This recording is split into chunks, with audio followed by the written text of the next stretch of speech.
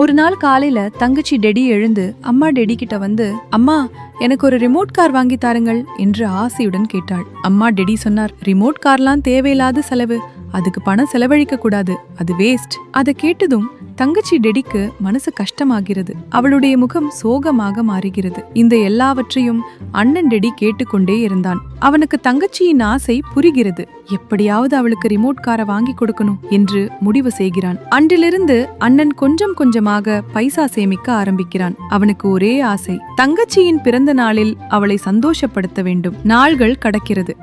தங்கச்சியின் பிறந்த நாள் வருகிறது. அண்ணன் சேமித்த பைசாவால் ஒரு அழகான ரிமோட் காரை வாங்கி தங்கச்சிக்கு பரிசாக கொடுக்கிறான். அதை பார்த்ததும் தங்கச்சியின் முகம் சந்தோஷத்தில் ஒளிர்கிறது. அந்த ரிமோட் கார் ஒரு சின்ன பொருள்தான். அது விலை உயர்ந்தது இல்லை. ஆனால் அவளுடைய ஆசையும் அவளுடைய சந்தோஷமும் ரொம்ப பெரியதாக இருந்தது.